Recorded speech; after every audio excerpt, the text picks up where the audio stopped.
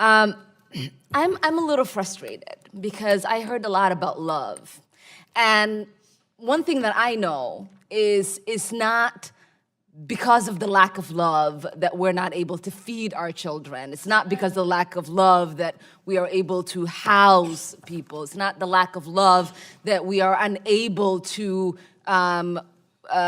save people from dying because they don't have health care. The other thing that frustrates me is people who have experienced poverty, who have gotten the straps for the... Did you hear that? That right there is the perfect example of the disconnect in Washington, D.C. That was Representative Ilhan Omar. And she is furious. But who is she furious at? She's furious at a pastor. Pastor Latasha Fields, a black woman who actually lived the life Ilhan Omar only wants to talk about. You are about to see one of the clearest examples of two completely different Americas. One, America believes in faith, family, and hard work. The other America believes the government is the only answer and that you are a victim. This clip is just unbelievable. Ilhan Omar is literally mocking a woman who pulled herself out of poverty against all odds for daring to say that other people can too. It's an insult. We're going to watch the whole thing. This is important. And if what you're about to see makes you as mad as it makes me, hit that like button, subscribe, and share this video because people need to see what's really happening in these hearings. Let's watch. Latasha Fields. I am the founder of Christian Home Educator Support System in Chicago, Illinois. I want to thank Chairman Yumeth for having me, the Ranking Member Womack, and members of Congress. It's a blessing to be here today. I have been married to Ronald Fields II for 13 and a half years. We are home educators of 4 wonderful children. I have 2 girls, 22 and 3, and 2 boys, 12 and 9. My husband and I are both born and raised in Baton Rouge, Louisiana. I spent 33 years there before I came to move to Chicago, Illinois, 7.5 years ago to expand our evangelistic work. We serve as the overseers and pastors of our Report Ministries and Publication in Chicago. I am also the founder of Christian Home Educator, which is a homeschool academy, and Christian Home Support System, which is our support group. These are evangelistic outreach ministries to serve and support the families of the city of Chicago and surrounding communities. We provide assistance, resources about home education, cooperative educational and recreational resources, curriculum and parental rights issues, and much more. Our mission is to empower parents to take back the responsibility of educating their children. I am also the state coordinator of parentalrights.org, a volunteer of Junior Achievement of Chicago, and a member of Cure Clergy Network. I also have over 19 years of entrepreneur experience, with 14 of those years being consecrated in the real estate industry and several certifications in property management and nonprofit housing. I am also a recent graduate of Trinity Christian College in Palo Heights, Illinois, with a bachelor's degree in business administration with a 4.0 GPA. So let me tell you a little bit about my journey, which is nothing short of the grace of God towards me. My grandmother, who raised me, also raised 9 kids of her own, was a homeowner living in a poor black drug-infested community in Baton Rouge, Louisiana. She raised me and my younger sister. My mom was a teenage mom on drugs, in and out of prison. My grandmother was a strong woman, hardworking woman. She showed tough love and had amazing independent work ethics. So I basically grew up in the typical black stigma community surrounding me: the lack of motivation for education, promiscuous behavior, drugs, crime, and some on welfare.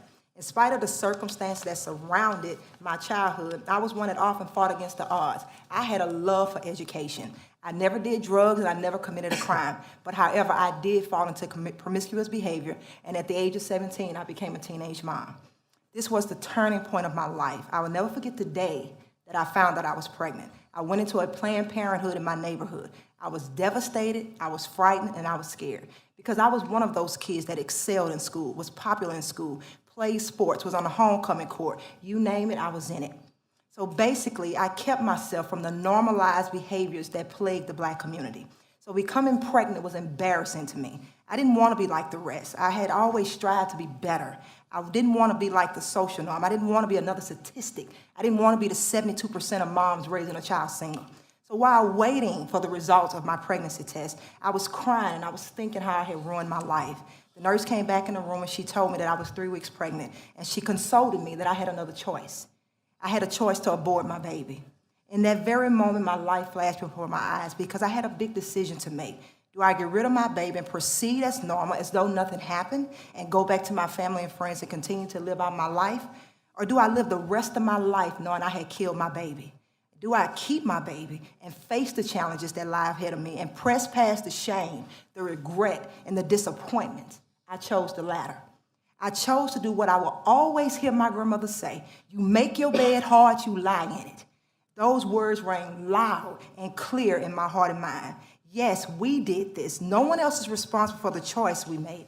I must take responsibility for my actions and live with it. Live the best possible life I can, give my child the best possible life I can, finish high school, go to college, and make something of myself. I decided, in spite of my teenage pregnancy, that I will continue to press past the popularized social norms of the Black community. I worked hard. I graduated from high school 5 months pregnant. During my teenage years, I worked at Burger King. I was a part of an entrepreneurial program that we had. I worked there throughout my high school years, from 15 till I graduated. But I was a mom, so I had to continue working at Burger King to provide for myself and my baby. I lived with my grandmother for several months after I had her, and she encouraged me to get on food stamps, to receive WIC, and to receive child care assistance. During this time, she also helped me to get my first apartment. After about 9 months of renting, the real estate company asked me, did I want to buy a house? I was shocked. I was excited. I went through the first-time home buyers program, and I purchased a 3-bedroom, 1-bath house at 18 years old.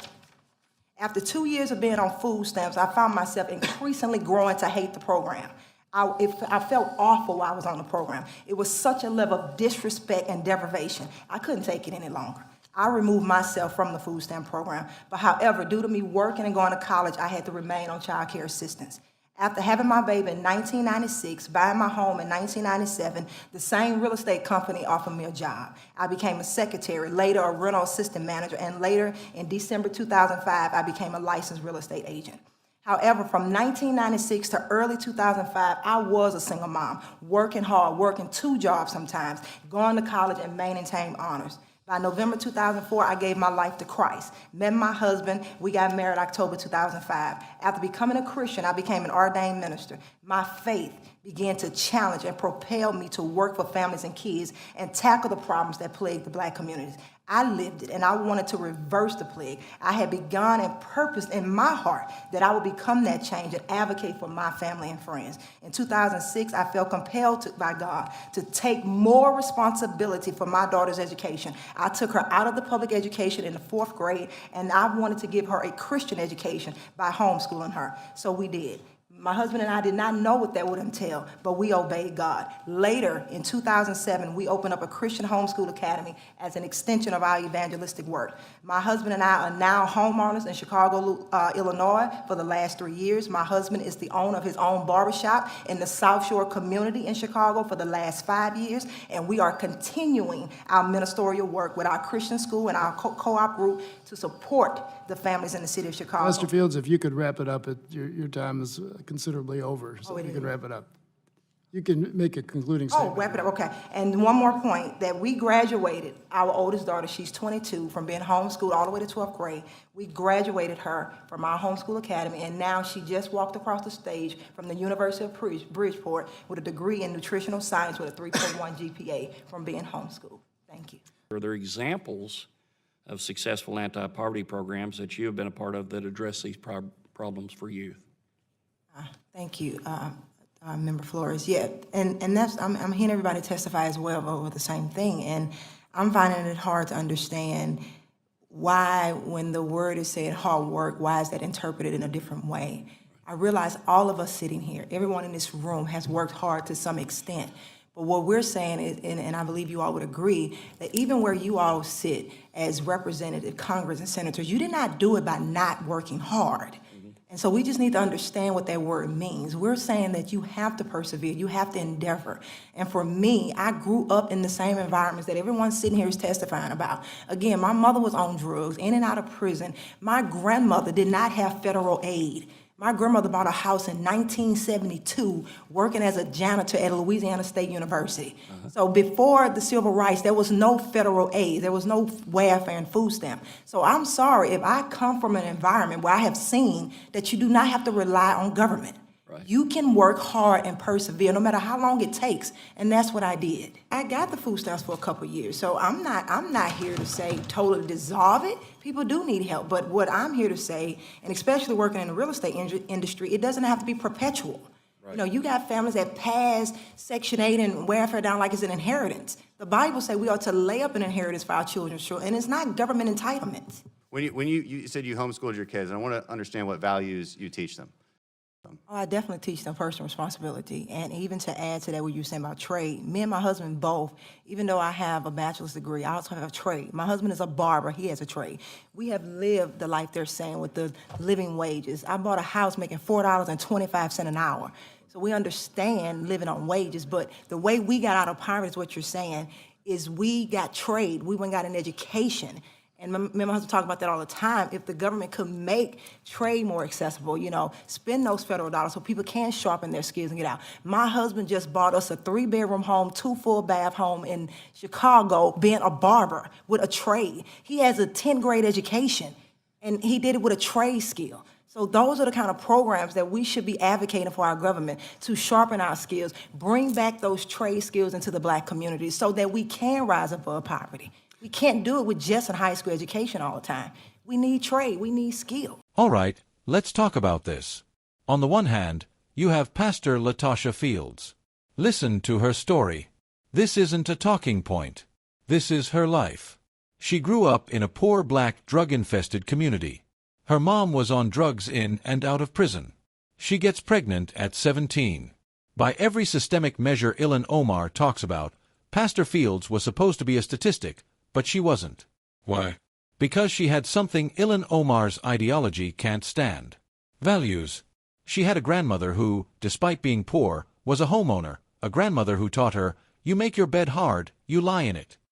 That's called personal responsibility. Pastor Fields gets a job at Burger King. She goes on food stamps for a little while, but what does she say? She says she grew to hate the program. She called it disrespect and deprivation and got herself off it. She bought her first house at 18 years old. She found faith, got married, and built a life. And when she comes to Congress to offer real solutions, what does she talk about? She talks about trades. She says her husband with a 10th grade education supports their family and owns his own business as a barber. She's bringing practical, real-world solutions to the table. This is the American dream. And now, let's look at Ilhan Omar's response. She is disgusted by this testimony. She is angry. She can't stand it. First, she attacks faith. She looks at this pastor and says, "You can't pray your problems away. How condescending can you be?" Pastor Fields just testified that her faith is what propelled her to change her life and her community. Omar just dismisses it. Then she has the nerve to lecture this woman about radical love. And in the same breath, she completely misrepresents her story. She says it's not because of lack of love that you were able to finish college because you got help with childcare. Did you catch that? She's trying to trap her. She's trying to say, aha, you did use a government program, so your entire life story of self-reliance is a lie. She completely misses the point. Pastor Fields never said all programs are bad. She said they shouldn't be perpetual. She used it as a temporary hand-up, not a permanent handout, and then got off it. Ilhan Omar wants everyone to be permanently dependent on a handout. That's the difference. And finally, that clip from the beginning. That bootstraps comment. That was a direct shot at Pastor Fields. Ilhan Omar is sitting there in her seat of power in the United States Congress mocking a woman who came from nothing and built everything.